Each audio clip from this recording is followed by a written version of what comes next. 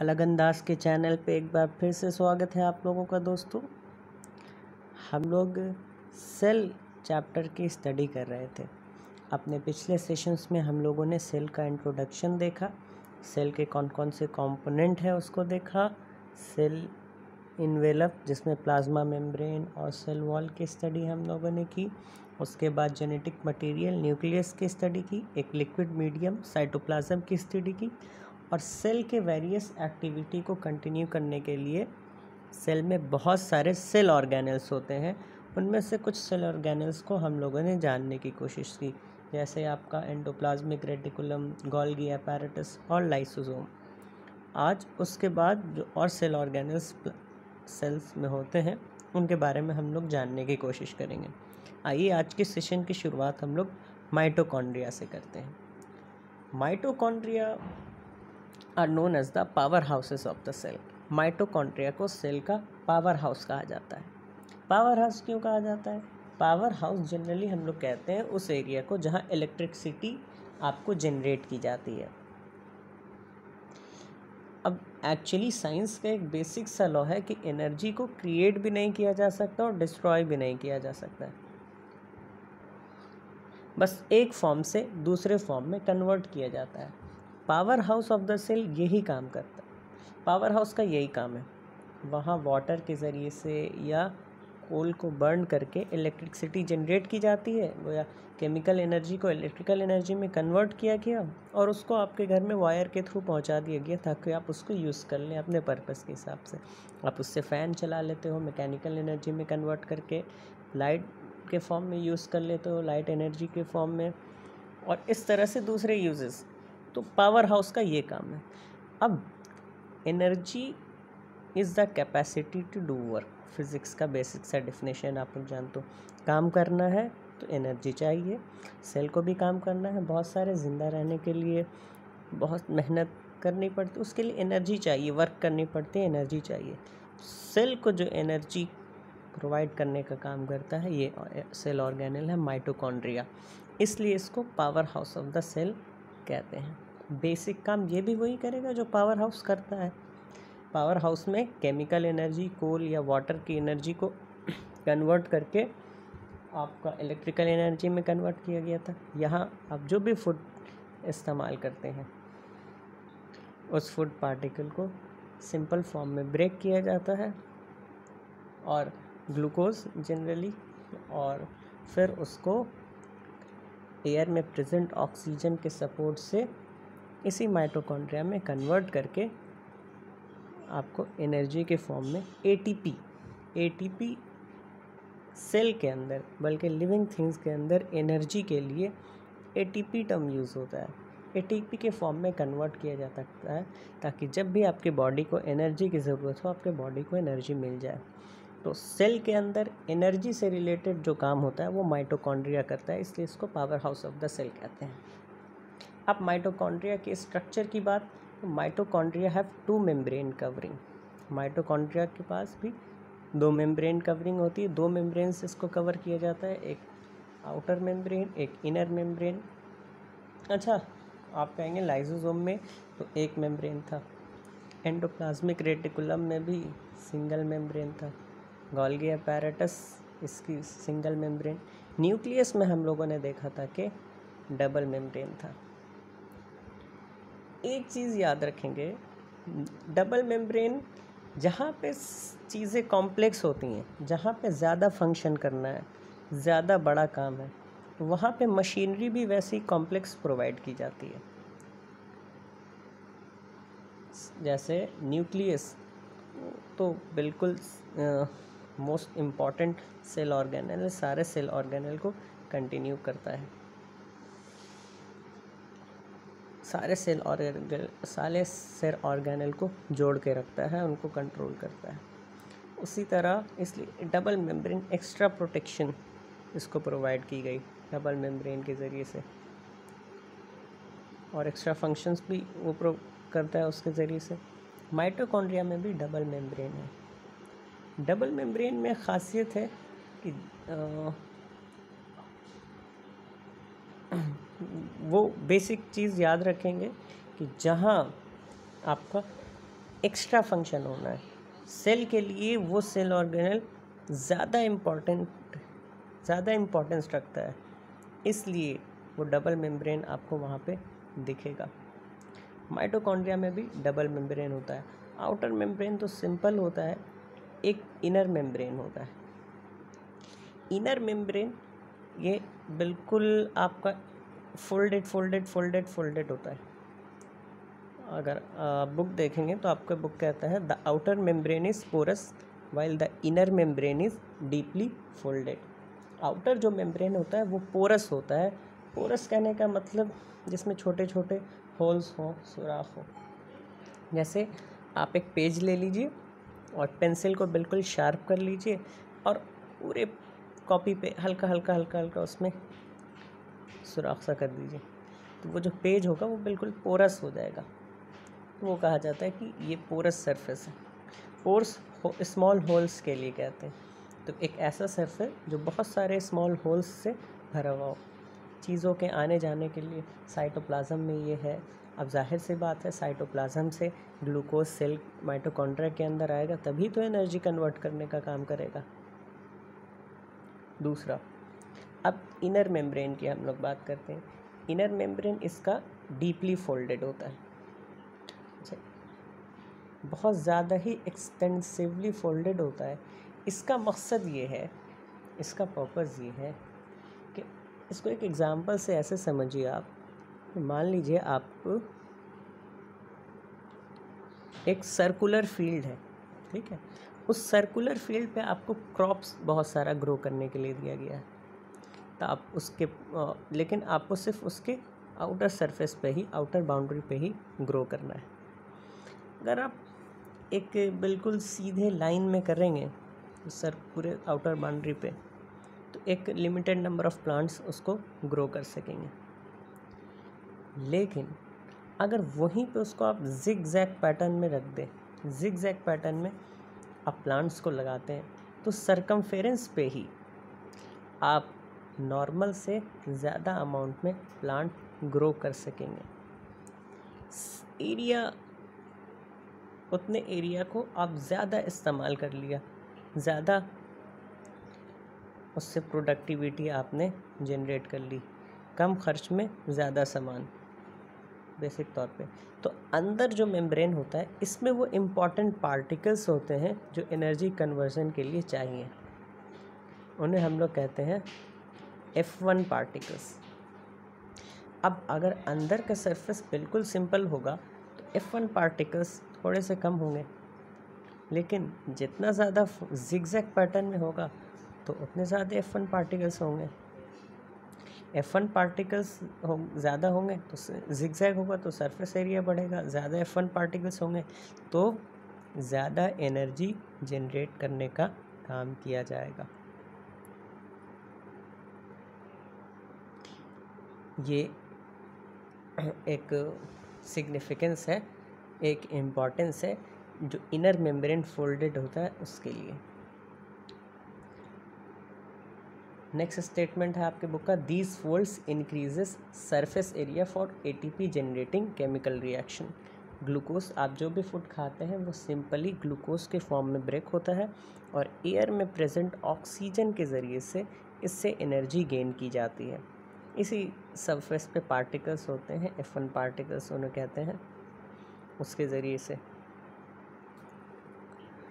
ATP, थोड़ा बहुत इसके बारे में भी जान लेंगे, क्योंकि ये आपके बॉडी में एनर्जी के लिए ये इस्तेमाल होता है। इनफैक्ट इसको हम लोग कहते हैं ये energy currency of the cell.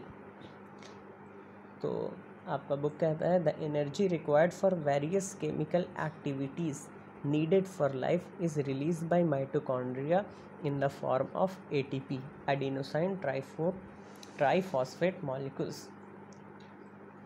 Life को सपोर्ट करने के लिए जो कुछ भी एनर्जी चाहिए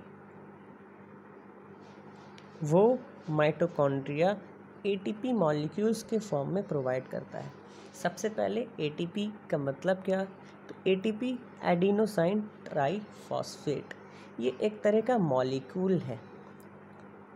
आप जानते हैं इनफैक्ट कि हम लोगों ने डिस्कस किया था इस चीज़ को। लेवल और ऑर्गेनाइजेशन हमेशा अपने माइंड में क्लियर रखिए, बायोलॉजी समझने में बहुत आसानी होगी कि एटम से कंबाइन करके मॉलिक्यूल्स, और बायोलॉजी में हम लोग बात करें तो कुछ स्पेशल बायोमॉलिक्यूल्स हो गए, और ये बायोमॉलिक्यूल्स कंबाइन करके सेल ऑर्गेनल्स, और सेल ऑर्गेनल्स कंबाइन करके सेल।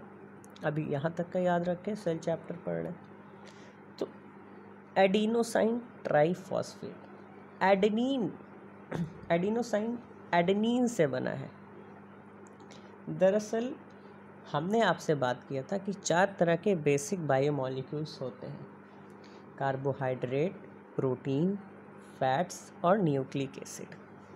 कार्बोहाइड्रेट, जिसको सिंपल लैंग्वेज में हम लोग शुगर कहते हैं, जो भी आप फूड नॉर्मली प्रोवाइड करते हैं, जैसे राइस हो गया, ब्रेड हो गया, तो जो एनर्जी प्रोवाइड करने का प्राइमरी काम करता है वो कार्बोहाइड्रेट फूड है, एनर्जी गिविंग फूड है। दूसरा आपका प्रोटीन है, ये बॉडी बिल्डिंग फूड है, ये बॉडी में आपके मसल्स को ग्रो करने का काम करता है। तीसरा जो इम्पॉर्टेंट है वो है फैट, इसका काम है आपके बॉडी को प्रोटेक्शन, कुशनिंग प्रोवाइड करना। जो इम्पॉर्टेंट ऑर्गन्स हैं उनके चारों तरफ घिर के कवर, जैसे बुक को आप स्पेशल प्रोटेक्शन के लिए उसके ऊपर कवर लगा देते हैं, ये कवरिंग का काम करता है। तीसरा जो आपका लिपिड या फैट बायोमॉलिक्यूल्स है। और जब बॉडी को एनर्जी कार्बोहाइड्रेट के ज़रिए नहीं मिलती है तो ये फैट्स भी कन्वर्ट हो जाता है कार्बोहाइड्रेट में, ताकि एनर्जी आपके बॉडी को मिल सके। इसलिए एक जनरल सेंसम्पशन है कि अगर आपको खाना नहीं मिला जाए, 1 वक्त 2 वक्त आप खाना मिस करते हैं, तो धीरे धीरे इंसान की फ़ैट बॉडी से लूज़ होती है, इंसान पतला हो जाता है, वेट लॉस कर देता है।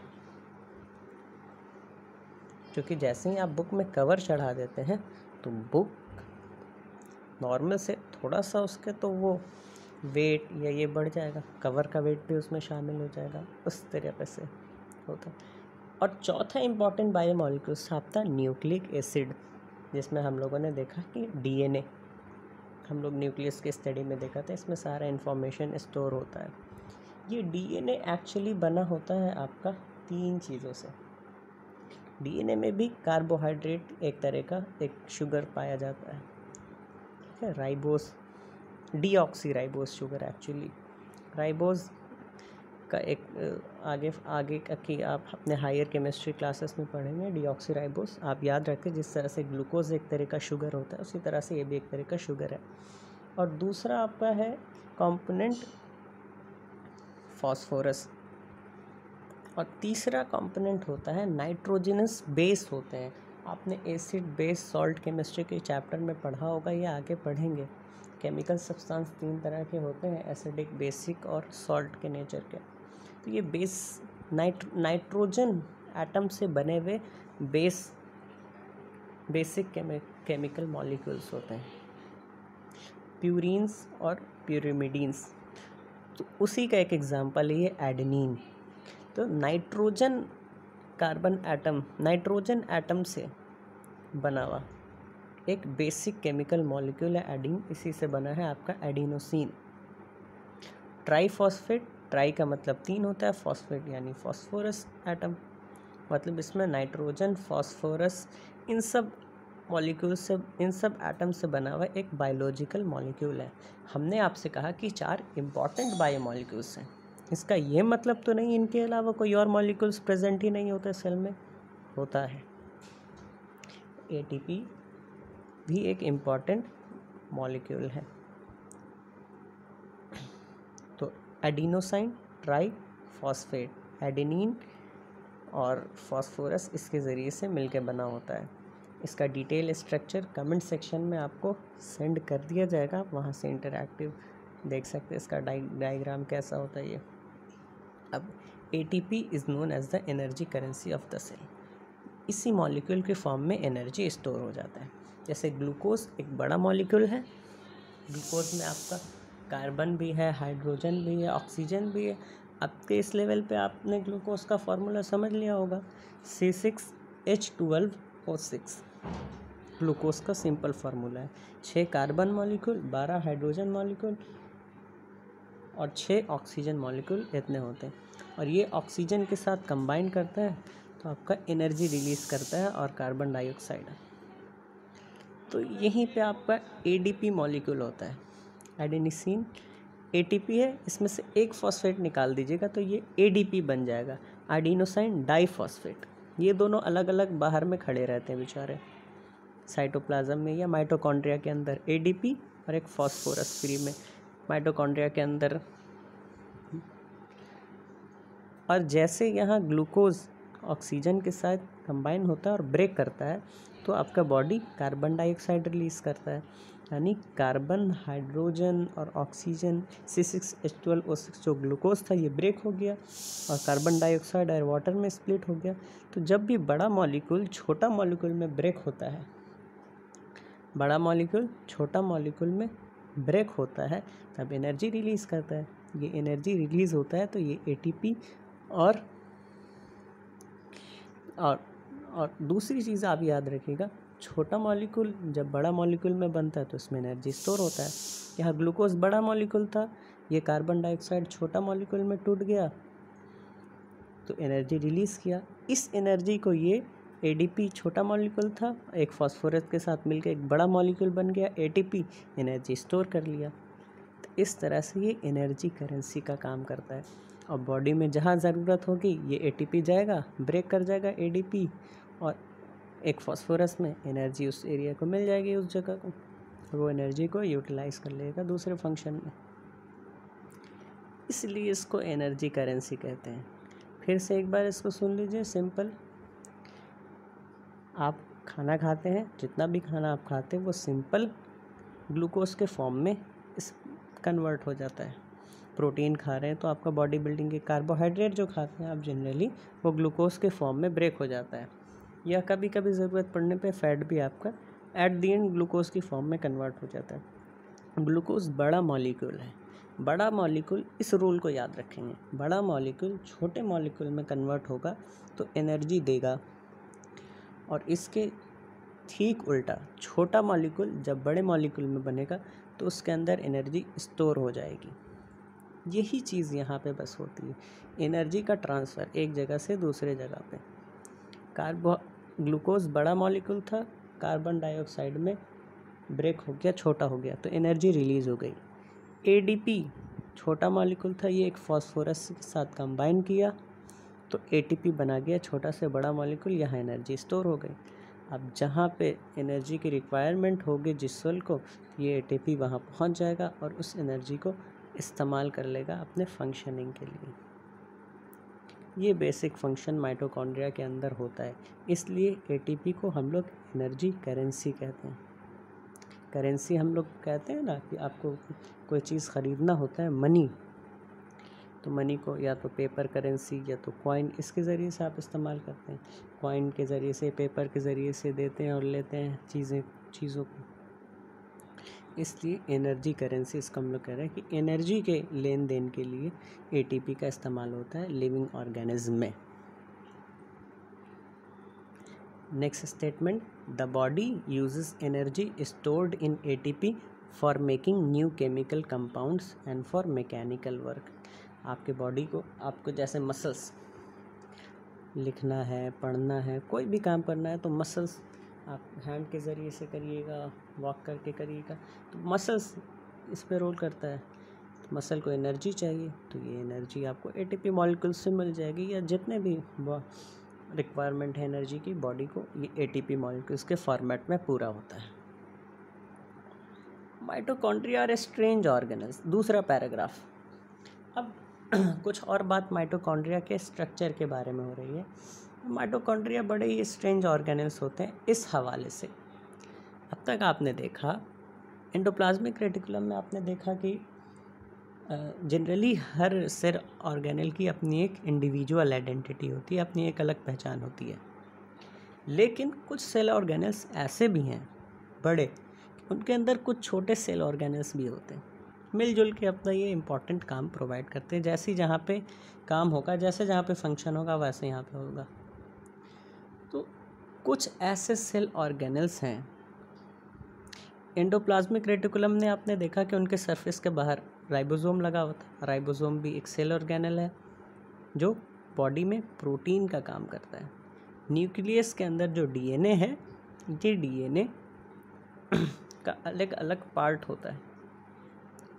डीएनए का अलग अलग पार्ट, इसको हम लोग जीन कहते हैं, और हर एक जीन पार्टिकुलर यही राइबोसोम में जाता है और प्रोटीन के फॉर्म में कन्वर्ट हो जाता है। और प्रोटीन के लैंग्वेज में न्यूक्लियस बात करता है, एक दूसरे सेल ऑर्गेनेल को जोड़ के रखता है, जिसको जो फंक्शन, जिसको जो टास्क प्रोवाइड करना होगा प्रोटीन के फॉर्मेट में।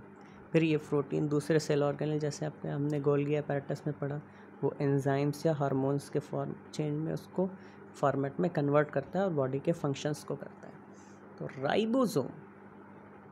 राइबोसोम प्रोटीन बनाने का काम करता है। Mitochondria are strange organelles in the sense that they have their own DNA and ribosome. Mitochondria के पास भी अपना डीएनए होगा और माइटोकॉन्ड्रिया के पास भी अपना राइबोसोम होगा। इसको ऐसे समझिए, देखिए केमिकल रिएक्शन करना है, ग्लूकोज को कार्बन ऑक्सीजन के साथ कंबाइन करके ग्लूकोज को ऑक्सीजन के प्रेजेंस में कार्बन डाइऑक्साइड और वाटर में ब्रेक करना है। बड़ा मॉलिक्यूल को छोटा में ब्रेक करेंगे तो एनर्जी चाहिए। एंजाइम्स का क्या काम होता है?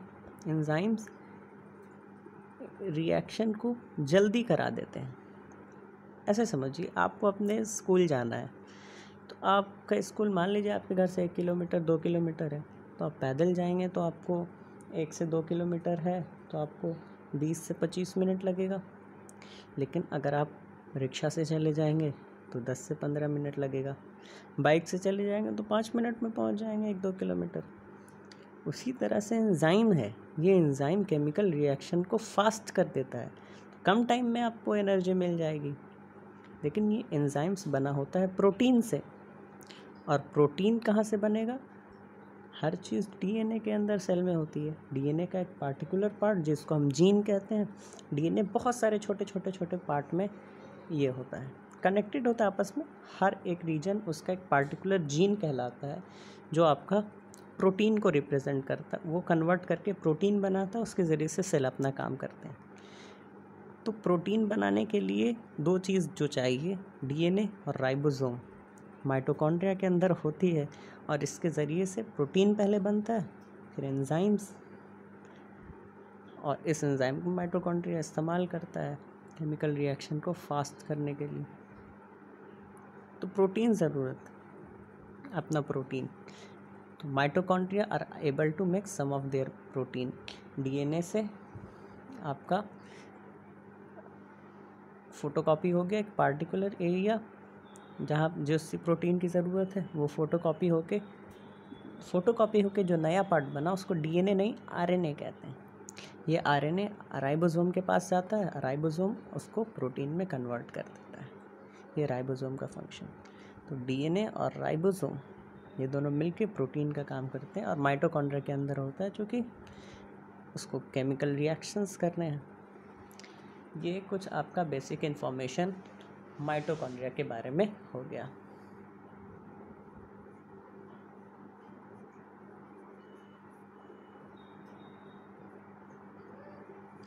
वैसे सेल ऑर्गेनेल्स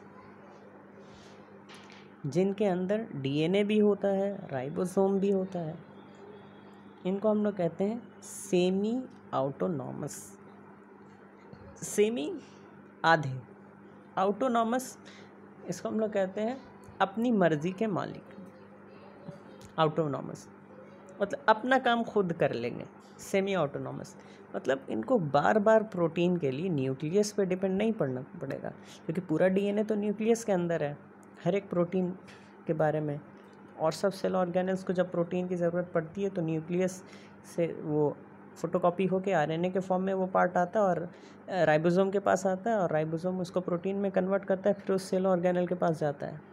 लेकिन ये तो बहुत टाइम टेकिंग काम हो जाएगा, आपको एनर्जी चाहिए बहुत जल्दी जल्दी।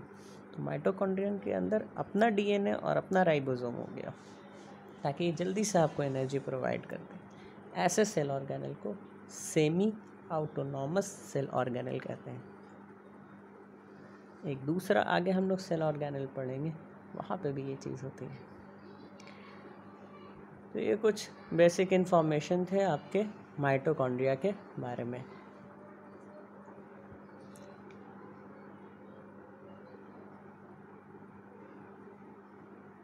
अब तक जो हम लोगों ने सेल ऑर्गेनेल्स पढ़े, एंडोप्लाज्मिक रेटिकुलम और गोल्गी apparatus, लाइसोसोम, माइटोकॉन्ड्रिया, ये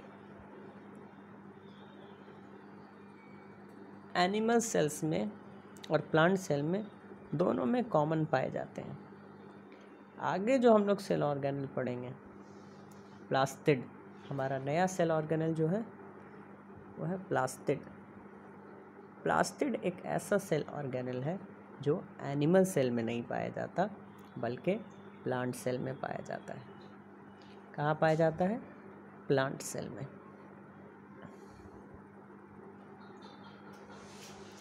आइए अब प्लास्टिड के बारे में हम लोग देख लेते हैं। एक इंट्रोडक्शन प्लास्टिड का ऐसे समझिए।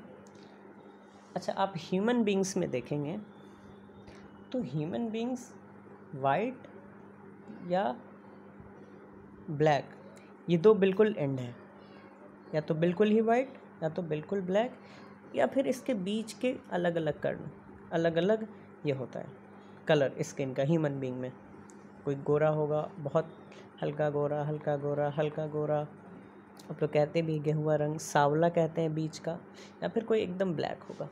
जैसे आप अफ्रीकन्स को देखेंगे तो उनके स्किन में पिगमेंट होती है, उनकी कलर ब्लैक टाइप की होती है। और ह्यूमन बींग में आप देखेंगे, या फिर आप अमेरिकन्स को देखेंगे, ब्रिटिश को देखेंगे तो वाइट कलर, तो दो शेड है या उसके बीच के बीच का होता है। लेकिन जब आप प्लांट्स को देखेंगे तो वेरियस नंबर ऑफ कलर है वहाँ। कैसे ये कलर्स, प्लांट का वर्ल्ड कैसे इतना कलरफुल है? इस सवाल का जवाब प्लास्टिड में है। प्लास्टिड एक ऐसा सेल ऑर्गेनल है जो प्लांट में कलर का काम करता है। कलर से रिलेटेड जो चीज़ होती है वो है पिगमेंट। तो इंट्रोडक्शन प्लास्टिड का यही है, ये ऐसा सेल ऑर्गेनल है जो प्लांट को कलर प्रोवाइड करता है। Plastid are present only in plant cell. सबसे पहली बात, ये एनिमल सेल में नहीं होता है, क्योंकि एनिमल सेल उतने कलरफुल नहीं होते, आपने देखा है। हाँ, कुछ कुछ होते हैं तो उनके स्किन में ही कुछ पिगमेंट्स होती है। ऐसा नहीं है कि एनिमल बिल्कुल नहीं। हमने ह्यूमन की बात की, अगर आप बिल्कुल फॉरेस्ट और इन चीज़ों में जाके आप देखेंगे तो कितने स्पीशीज़ हैं, कितनी खूबसूरत खूबसूरत चिड़ियाँ होती है, बर्ड्स होती हैं, एनिमल्स होते हैं, उनमें भी होता है। लेकिन वहाँ पे स्किन में ही उनके पिगमेंट होता है।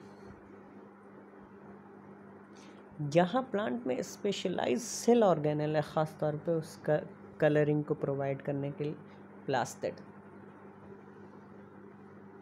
तो plastid are present only in plant cell. सबसे पहली बात, ये प्लांट सेल में पाए जाते हैं। There are two types of plastid. Plastid दो तरह के होते हैं। कौन कौन? क्रोमोप्लास्ट और एक है आपका ल्यूकोप्लास्ट। प्लास्टिड इसी लफ्ज़ का पार्ट ले लिया गया, प्लास्ट। तो क्रोमोप्लास्ट और ल्यूकोप्लास्ट। क्रोम का लफ्ज़ आपका पिगमेंट के लिए आता है। क्रोम का लफ्ज़ आपका पिगमेंट के लिए आता है। तो क्रोमोप्लास्ट यानी वैसे प्लास्टिड जिनके अंदर पिगमेंट होता है, कलरिंग पिगमेंट, वैसा केमिकल सब्सटेंस जो कलर प्रोवाइड करता है। तो वैसे प्लास्टिड जिनके अंदर कलर होता है, तो क्रोमोप्लास्ट। और दूसरा एक है leucoplast, white plastid, colourless. White या कलरलेस कहिए, बहुत सारे लफ्ज़, मतलब या तो वाइट कलर के प्लास्टिड होंगे या कलरलेस प्लास्टिड होंगे। इनका काम आपका स्टोरेज का होता है।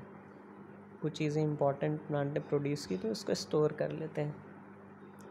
तो दो इम्पॉर्टेंट प्लास्टिड हो गए आपके, क्रोमोप्लास्ट और ल्यूकोप्लास्ट। क्रोमोप्लास्ट कलरफुल प्लास्टिड है। क्रोमोप्लास्ट में एक इम्पॉर्टेंट टाइप का प्लास्टिड होता है आपका क्लोरोप्लास्ट। ये नाम आपने सुना होगा। प्लांट्स और एनिमल्स में सबसे बड़ा डिफरेंस क्या है? प्लांट और एनिमल्स में एक बहुत बड़ा डिफरेंस ये है कि प्लांट बायोलॉजिकली अपना फूड खुद प्रिपेयर करते हैं, वो प्रोड्यूसर होते हैं। प्राइमरी फूड क्या है जो ह्यूमन बीइंग को चाहिए? ग्लूकोज, क्योंकि वही कन्वर्ट हो रहा है एनर्जी में, हम लोग माइटोकॉन्ड्रिया में देखा था। लेकिन एनिमल के अंदर वैसी मैकेनिज्म, वैसा सिस्टम नहीं है कि वो अपना ग्लूकोज खुद बना सके,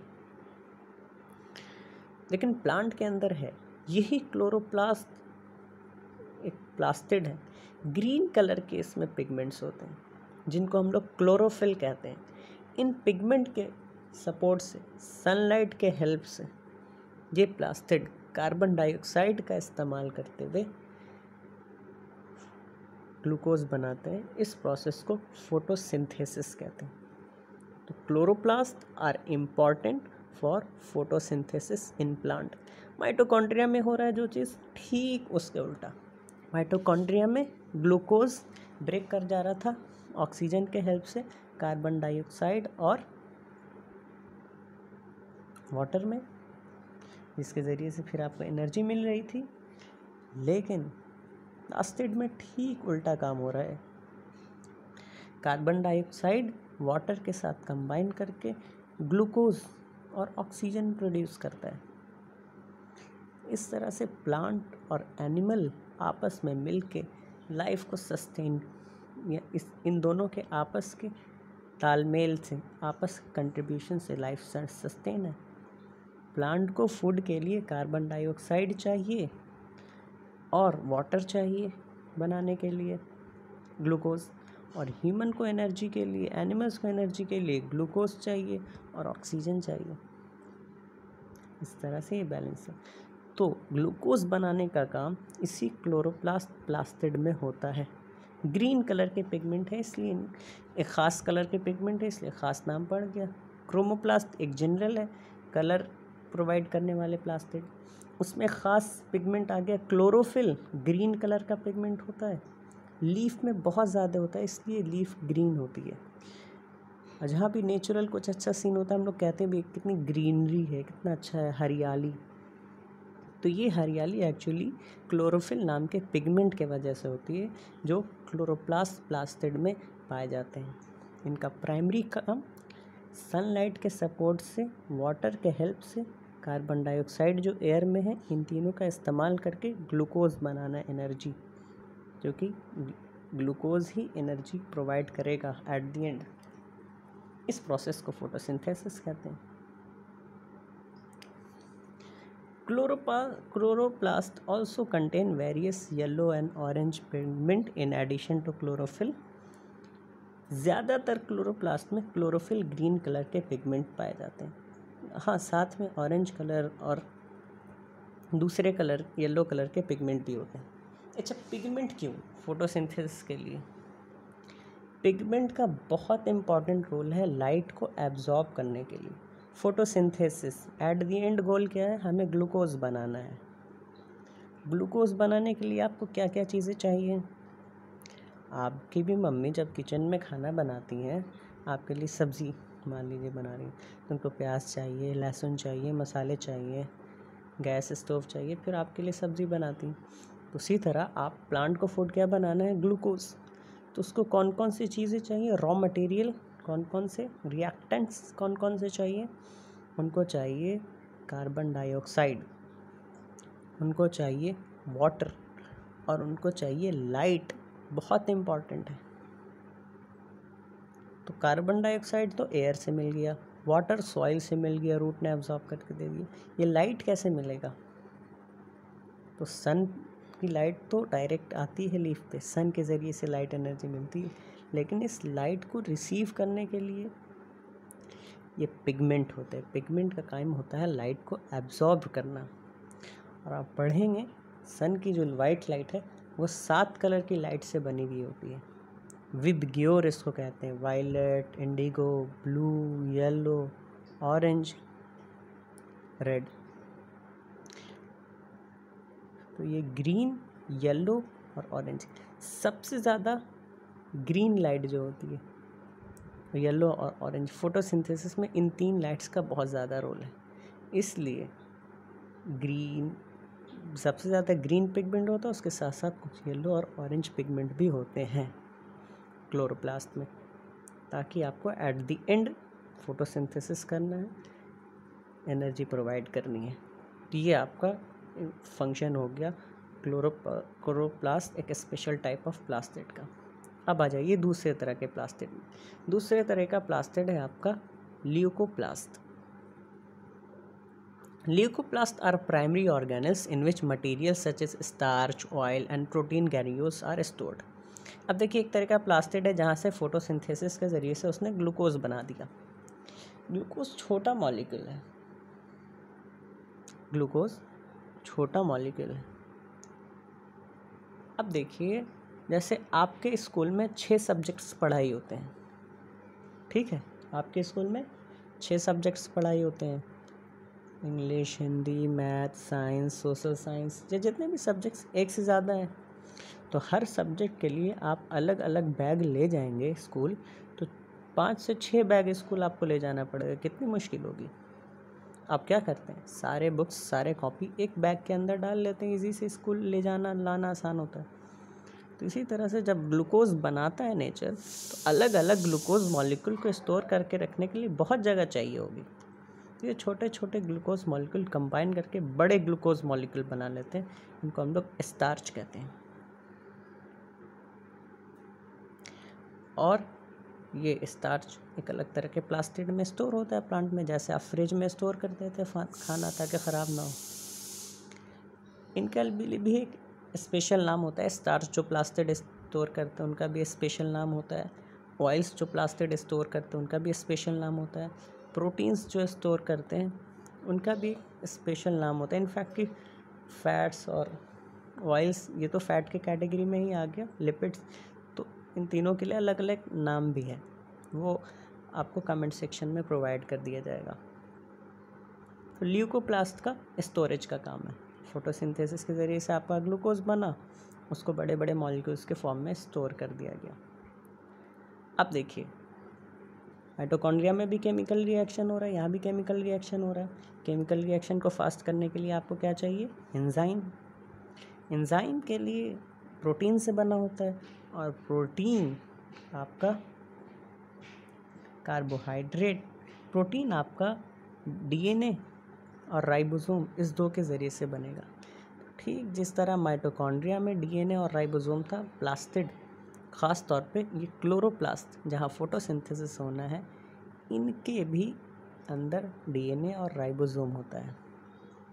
अच्छा, माइटोकॉन्ड्रिया और क्लोरोप्लास्ट इन दोनों सेल ऑर्गेनल्स के अंदर लिक्विड भी होता है, लिक्विड मटेरियल सेल ऑर्गेनल्स के अंदर, ताकि वो इम्पोर्टेंट स्टोरेज, लिक्विड का काम है स्टोर का काम। जैसे आपका रैक होता है, आपका शेल्फ होता है, अपनी बुक्स, कपड़े, चीज़ें अपनी स्टोर करके रखते हैं, जब जैसे ज़रूरत होगी निकाल लेंगे। लिक्विड मटेरियल का ये बड़ा काम है। तो डीएनए, राइबोसोम सब यहाँ है, आपका प्रोटीन बन गया। रूबिस्को बहुत इम्पोर्टेंट नाम है, ये एंजाइम है जो क्लोरो फोटोसिंथेसिस में हेल्प करता है। तो the internal organisation of chloroplast consist of numerous membranous layer embedded in a material called stroma. Chloroplast के जो लिक्विड हैं उनको स्ट्रोमा कहते हैं। कुछ इसके स्ट्रक्चर की बात करते हैं, तो जैसे सिक्का होता है ना, कॉइन की आप 5-6 स्टैक लगा लीजिए, कॉइन की आप 5-6 स्टैक लगा लीजिए, तो आपका एक स्ट्रक्चर बनेगा, ठीक है। इस तरह से ये स्ट्रक्चर बना लेते हैं। थैलाक्वाइड हम लोग लफ्ज़ इस्तेमाल करते हैं इनके इंटरनल स्ट्रक्चर के लिए, ग्रैना, थैलाक्वाइड, और लिक्विड जो पार्ट है उसके लिए हम लोग स्ट्रोमा इस्तेमाल करते हैं। बहुत सारा सिक्का है, उसको कंबाइन कर लीजिए, 1 2 3 4 5 इस तरह से कर लीजिए, और हर एक सिक्के को कुछ रख दीजिए, जैसे पेंसिल रख दीजिए या पेन रख दीजिए, तो एक स्ट्रक्चर आप ऑब्जर्व कर सकते हैं। इसी तरह का कुछ इंटरनल स्ट्रक्चर होता है, ख़ास तौर पर इन क्लोरोप्लास्ट प्लास्टिड का। ये भी double membrane, in fact chloroplast consist of numerous membrane layers embedded in material called stroma. इनके अंदर ये होता है मेम्ब्रेन फॉर्म, जिस तरह मैंने आपसे बताया डबल मेम्ब्रेन, तो बाहर से कवरिंग हो जाएगी इनकी और अंदर भी मेम्ब्रेनस स्ट्रक्चर, थैलाकॉइड और ग्रेना हम लोग लफ्ज़ इसके लिए इस्तेमाल करते हैं कि ये होते हैं। ये इसके कुछ स्ट्रक्चर की बात होगी। स्ट्रक्चर के लिए भी आपको कमेंट सेक्शन में लिंक प्रोवाइड की जाएगी, आप वहाँ से देख सकते हैं। तो आज के सेशन में हम लोगों ने माइटोकॉन्ड्रिया और प्लास्टिड की बात की। माइटोकॉन्ड्रिया से एनर्जी ग्लूकोज मॉलिक्यूल से कार्बन डाइऑक्साइड में ब्रेक होकर एनर्जी मिलती है, प्राइमरी फंक्शन। और प्लास्टिड के अंदर जो प्लांट में होता है फोटोसिंथेसिस होता है, यानी कार्बन डाइऑक्साइड और वाटर के हेल्प से ग्लूकोज और ऑक्सीजन बनता है। क्लोरोप्लास्ट स्पेशल ग्रीन कलर के पिगमेंट कंटेन करने वाले क्लोरोफिल प्लास्टिड में। तो आज के इस सेशन में इतना ही, फिर मुलाकात होगी किसी नए टॉपिक्स के साथ।